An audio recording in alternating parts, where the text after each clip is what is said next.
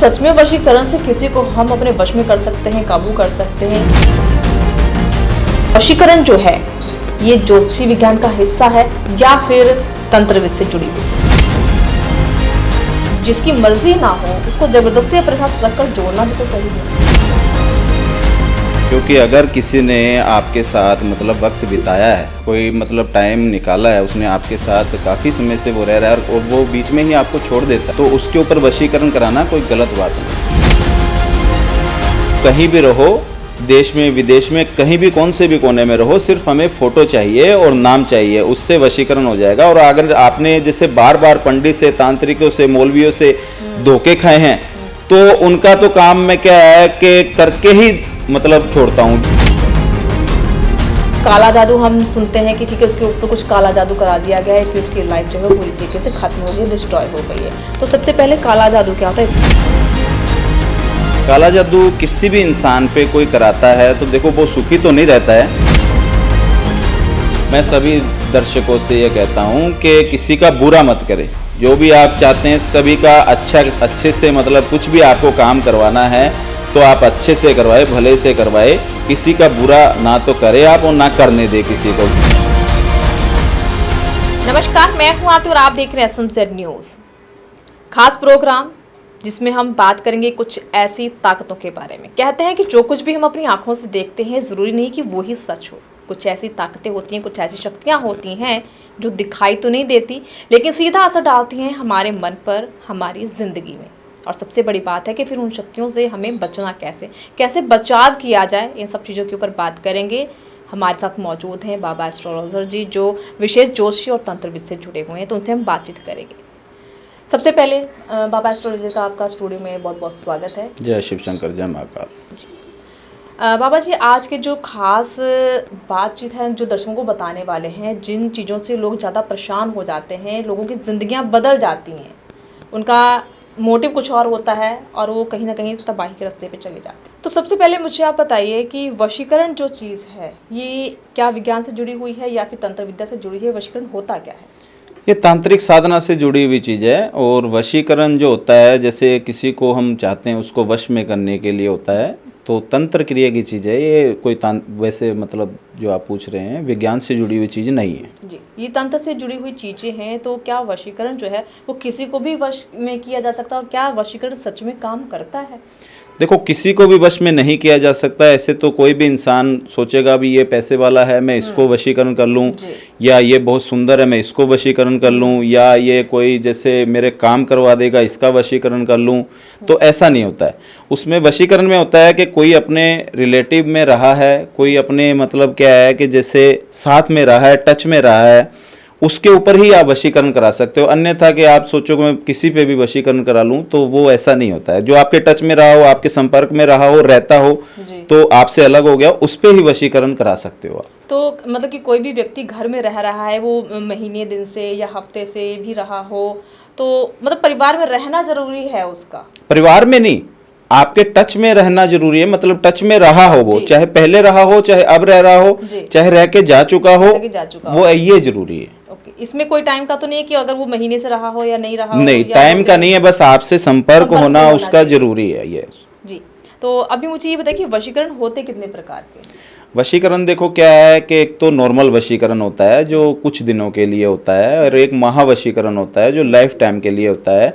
और वैसे मोहिनी मंत्र वशीकरण भी होता है, लमसी वशीकरण भी होता है, कई प्रकार के वशीकरण होते हैं। उसकी नॉलेज और उसकी जानकारी होना जरूरी होती है। तो जो जितने भी अभी आपने नाम गिनाए हैं, मोहिनी हो गया या महावशीकरण हो गया या दो तीन नाम और भी आपने लिए हैं, तो इन सब में फ़र्क क्या है? किस वशीकरण से क्या होता है? मतलब क्या है कि हमें किसी से जैसे नॉर्मल वशीकरण करना हो थोड़े टाइम के लिए तो भी कोई वशीकरण कर सकते हैं, लाइफ टाइम के लिए करना है उसके लिए दूसरा वशीकरण कर सकते हैं, या कितने समय के लिए करना है और कैसा मतलब काम करवाना है, जैसे उस हिसाब से होता है। उस हिसाब से होता है जी। तो वशीकरण में भी कई प्रकार हो गए जैसे कि आपने बता दिए। तो वशीकरण जो है क्या ये समय ज़्यादा लेता है? वशीकरण करने में कितना वक्त लग जाता है? क्योंकि लोग चाहते हैं, आजकल लोगों में धैर्य तो दिखता नहीं है। बिल्कुल, देखो क्या है कि कई वशीकरण में 3 दिन लगते हैं, कई में 5 दिन लगते हैं, कई में 7 दिन लगते हैं, कई में 11 दिन लगते हैं, कई में थोड़ा सा ज़्यादा समय भी लग जाता है, क्योंकि कई इंसान पे इन चीज़ों का क्या है असर कम होता है। क्योंकि जो क्या है कि देवी देवता को मानते हैं या फिर क्या है कि किसी की पूजा पाठ करते हैं, किसी की ध्यान करते हैं, तो उन पे क्या है असर इतनी जल्दी नहीं हो पाता है। तो उस हिसाब से देखना पड़ता है इस पे कौन सा वशीकरण करेंगे और किस प्रकार से करेंगे, जैसे उसकी सही दिशा और सही दशा, और इसके लिए जैसे सही नक्षत्र और सही मतलब क्या है कि जो सब कुछ होना चाहिए, तभी उसके ऊपर ये वशीकरण हो पाएगा। अन्यथा उसके ऊपर वशीकरण असर नहीं करेगा जब तक उसके सही मुहूर्त में या सही दिशा में नहीं किया जाएगा। जी। तो एक चीज़ और बताइए कि क्या वशीकरण हमें वाकई में करवाना चाहिए? देखो, अगर कोई इंसान आपके टच में रहा है, वो आपका यूज करके आपको छोड़ के जा रहा है, या फिर आपका मतलब क्या है कि उसने साथ छोड़ दिया है, आपसे दूर हो रहा है, दूर होने की सोच रहा है, ठीक है ना, तो उस पे करवाना कोई गलत नहीं है, क्योंकि उसने आपको मतलब आपका यूज किया है, तो आप उस पे वशीकरण करा सकते हो। आप कोई बुरे के लिए तो नहीं कर रहे हो, उसको मार तो नहीं रहे हो या फिर उससे कोई गलत काम करा रहे हो, आप तो उसको मतलब चाहते हो तभी उस पे वशीकरण करवा रहे हो ना, ऐसे तो नहीं है कि ऐसे ही करवा लिया। तो आज की डेट में कितने सारे ऐसे रिश्ते हैं जो टूट चुके हैं, जो बिखर चुके हैं, या कोई किसी से दूर जा चुका है। अगर एक एग्जाम्पल लेना है तो हम उनकी यूथ की एग्जाम्पल लेते हैं, जो आजकल लड़के लड़कियां प्यार में पड़े हुए हैं। बिल्कुल, वो चाहते हैं कि अगर मेरा रिश्ता टूट गया, ब्रेकअप हो गया, वो दोबारा उसकी लाइफ में आ जाए, तो वो किया जा सकता है। बिल्कुल किया जा सकता है। अगर वो चाहते हैं, उनका सच्चा प्यार है, तो वो उनको पा सकते हैं, उसमें कोई दिक्कत कोई परेशानी नहीं है, और उनका मतलब क्या है काम भी 1001% होगा ही होगा। जी। तो दूसरी बात करना चाहूँगी कि जैसे आपने वशीकरण के बारे में बताया, ठीक है, कि कई प्रकार होते हैं, कितना समय भी लगता है, किस पे करवाना चाहिए, किस पे नहीं करवाना चाहिए। अगर जैसे तो लोकल जो लोग हैं, ठीक है, वो तो आपके पास संपर्क कर सकते हैं, फ़ोन पे बात कर सकते हैं, पर जो दूर बैठा है विदेश में, क्या वो भी वशीकरण के लिए अगर आप करवाना चाहे तो विदेश में बैठ के करवा सकता है? बिल्कुल करा सकता है। आप कहीं भी रहो, देश में विदेश में कहीं भी कौन से भी कोने में रहो, सिर्फ हमें फोटो चाहिए और नाम चाहिए, उससे वशीकरण हो जाएगा। और अगर आपने जैसे बार बार पंडित से, तांत्रिकों से, मौलवियों से धोखे खाए हैं, तो उनका तो काम में क्या है कि करके ही मतलब छोड़ता हूँ, जो चाहे मुझे कैसे भी करना पड़े, उनका काम तो मैं करके ही रहता हूँ। मेरे को चाहे अपने पास से थोड़ा मटेरियल लगाना पड़े, चाहे अपने पास से थोड़ा खर्चा लग जाए, उनका काम तो मैं डिफरेंटली करता हूँ। क्या बता सकते हैं, जैसे आपने कहा कि मटेरियल मुझे अपने पास से लगाना पड़ेगा, तो क्या इस्तेमाल की जाती है इन चीज़ों में? इस चीज़ों में सामग्रियाँ होती है, बहुत सी मतलब सामग्रियाँ होती है जी। तो वो क्या है कि कई तो जैसे दूर मिलती है, और कई क्या है कि पास में जो सामग्री की दुकान होती है, जैसे पंसारी की दुकान होती है, वहाँ पे भी मिल जाती है। और कई चीज़ें जो बाहर से मंगवानी पड़ती है, जो हमारे यहाँ नहीं मिलती है, तो वो भी हम मंगवा लेते हैं। किस टाइप की सामग्री होती हैं?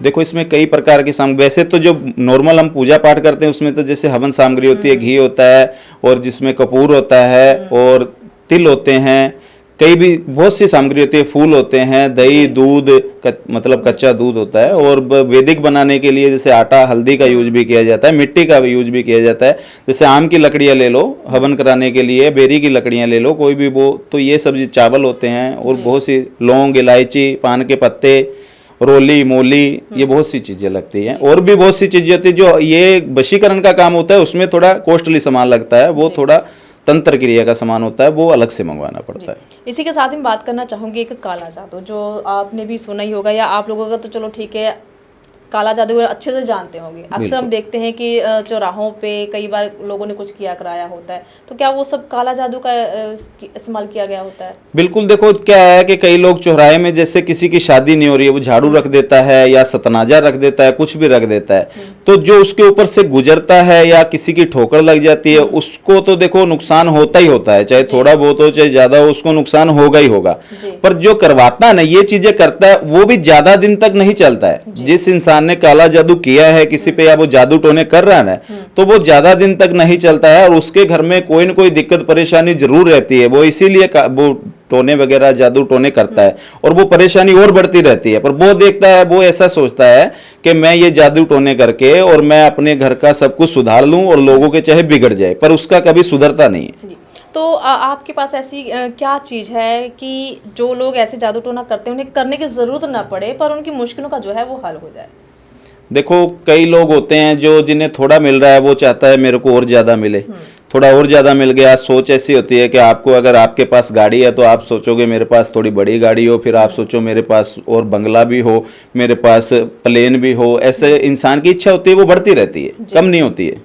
तो इन सब इच्छाओं को पूरी करने के लिए क्या काला जादू करवाना जरूरी है? नहीं नहीं, ऐसा देखो, ऐसे तो सभी जो इंसान जो दुनिया में है वो सभी काला जादू करेंगे, फिर तो मतलब सभी अपनी इच्छा को पूरी कर लेंगे, पर ऐसे इच्छा पूरी नहीं होती है। ऐसी इच्छा पूरी नहीं होती बिल्कुल है। नहीं होती। तो काला जादू भी क्या तंत्र विद्या से ही के सहारे चलती है, या फिर इसमें भी कुछ वैज्ञानिक कोई चीजें जुड़ी हैं? नहीं नहीं, कोई वैज्ञानिक चीज़ नहीं है, ये तंत्र क्रिया के द्वारा ही चलती है, और तंत्र क्रिया तंत्र साधना के द्वारा ही काला जादू किया जाता है। तो काला जादू का असली सच जो है वो क्या है? ये कब से चलता आ रहा है? काला जादू एक्चुअल में होता क्या है? हम कह रहे हैं कि जादू टोना करना नहीं चाहिए, लेकिन उस जादू टोने के अंदर लोग काले जादू का इस तरीके से नाम दे दिया गया है, ब्लैक मैजिक भी कहते हैं उसे, पर इसका असल सच क्या है? बिल्कुल, काला जादू जो है वो काफ़ी मतलब क्या है कि थोड़े नहीं काफ़ी समय से चलता आ रहा है, और काफ़ी समय से चल रहा है, ठीक है ना। पर जो करने वाले हैं उनको जैसे सही तरीके से पता नहीं है कैसे करना है कैसे नहीं करना है। तो कुछ लोग हैं, कुछ मतलब बता देते हैं उनको, कोई चलो तंत्रिक या तांत्रिक होते हैं, या कोई मौलवी होते हैं, या कोई कुछ भी होते हैं, तो वो बता देते हैं ऐसे ऐसे करना है, वो उस हिसाब से कर देते हैं। उनको आए चाहे ना आए, पर वो जो किसी के कहने पे ही करते हैं, उनको अपने आप से नहीं आता है किसी को भी। जी। इसी के साथ ही चलते चलते मैं एक सवाल और पूछना चाहूँगी, वैसे तो समय ज़्यादा इजाज़त नहीं दे रहा है, कि अगर किसी के ऊपर कोई ब्लैक मैजिक किया है, काला जादू किसी ने कराया, तो उसको तोड़ने के तरीके क्या हैं? एक इंसान अपना बचाव कैसे कर सकता है? क्या लक्षण होते हैं अगर कोई कर देता है तो? इसके लक्षण ये होते हैं कि काले जादू के जैसे आपको कोई भी हारी बीमारी लग गई है, तो वो हारी बीमारी इतनी मतलब खतरनाक हो जाएगी, ना डॉक्टर को समझ आएगी, ना मतलब किसी भी मतलब आप हॉस्पिटल में चल जाओ, बड़े से बड़े हॉस्पिटल में चल जाओ, बड़े से बड़ी दवाई ले लो, वो बिल्कुल भी ठीक नहीं होगा, वो बीमार होता ही जाएगा। तो उसको क्या है कि किसी भी एस्ट्रोलॉजर की या किसी ज्योतिष की बाबा की राय लेनी चाहिए, उनसे उपाय करवाना चाहिए उस चीज़ का। ये नहीं है बार बार दवाई ले ले, दवाई से ठीक हो जाएगा। कई चीज़ें ऐसी होती है वो दवाई से ठीक नहीं होती है, हॉस्पिटल में ठीक नहीं होती है। और कई ऐसी चीज़ें होती है जैसे घर के अंदर अचानक से कोई मृत्यु हो जाती है, या फिर घर के अंदर लॉस होता जा रहा है, घर के अंदर पति कहना नहीं मानता, तो इसमें उसके घर पे कोई न कोई ऐसा कुछ कराया हुआ है जिसके कारण उसका घर बिखरता जा रहा है। जी। कई लोगों की जो ज़रूरतें हैं, जैसे कि हम देखते हैं, जैसे आपने शादी का तो बता ही दिया, लेकिन कई लोगों के घर नहीं बनते हैं, कई लोगों को संतान नहीं होती है, तो उसके लिए भी इन सब चीज़ों का सहारा लेते हैं। तो क्या इन सब चीज़ों का सहारा लेना उचित है? इन चीज़ों का सहारा नहीं लेना चाहिए। पहले तो उनको क्या है कि भगवान से ही मांगना चाहिए, जो मांगना है, ठीक है ना। भगवान है देने वाला, सबसे बड़ा महाकाल है। तो उसमें क्या होता है कि आप किसी पंडित से, बाबा जी से कोई राय लीजिए, अच्छी भी क्यों नहीं हो रहा है, हम मेहनत कर रहे हैं। अगर आप देखो 500 रुपये कमा रहे हो, 500 रोज खर्च हो रहे, तो आपका घर कहाँ से बनेगा? वो तो अगर आपकी कमाई ज्यादा होगी तभी बनेगा ना। तो कमाई ज्यादा करनी है तो काम बड़ा करना पड़ेगा। अब आप दिहाड़ी पे जा रहे हो, 500 रुपये ला रहे हो, तो उसमें तो घर बनेगा भी नहीं। तो काला जादू करोगे तो उसमें भी पैसे लग जाएंगे आपके, और गरीब हो जाओगे। तो उससे अच्छा तो आप भगवान से प्रार्थना करें, उससे ही आपका घर बन सकता है। या अच्छी नौकरी करे, अच्छा कोई काम करे जिससे आपकी तनख्वाह भी ज्यादा हो और आपका घर वगैरह बन जाए, जो आप चाहते हो वैसा हो जाए। इसी के साथ ही मैं चाहूंगी कि दर्शकों को भी आप कोई मैसेज देना चाहेंगे? मैं सभी दर्शकों से ये कहता हूँ कि किसी का बुरा मत करें। जो भी आप चाहते हैं सभी का अच्छे से, मतलब कुछ भी आपको काम करवाना है तो आप अच्छे से करवाए, भले से करवाए। किसी का बुरा ना तो करे आप, और ना करने दे किसी को भी। किसी को कुछ काम करवाना है तो हमारे नंबर है इनके पास, ये आपको नंबर दे देंगे और आप संपर्क कर सकते। आपके भी नज़दीक कोई अच्छे हैं, पंडित है, तांत्रिक है या कोई, उनको पहले आप जांच पड़ताल के फिर ही आप उनसे काम करवाएं। अन्यथा ऐसे काले जादू वशीकरण खुद से ना करें। इनसे आपको भी नुकसान हो सकता है, आपके बच्चों को भी हो सकता है, किसी को भी परिवार में नुकसान हो सकता है। तो आप राय जरूर लें पंडित या तांत्रिकों की। बहुत बहुत धन्यवाद जी। और जो भी दर्शक इस प्रोग्राम को देख रहे हैं उनसे मैं यही कहना चाहूँगी, अगर आपको भी कोई दिक्कत परेशानी है आपके जीवन में, चाहे वो घर बनाने की हो, पैसा कमाने की हो, बिजनेस की हो, या संतान उत्पत्ति की हो, तो नीचे दिए गए नंबर पे स्क्रीन पर चल रहे हैं, आप उस पर संपर्क कर सकते हैं। अगर आप विजिट करना चाहते हैं तो एड्रेस भी दिया गया है नीचे, उस पर आप विजिट कर सकते हैं। मुझे दीजिए इजाज़त, आज के लिए बस इतना ही। धन्यवाद।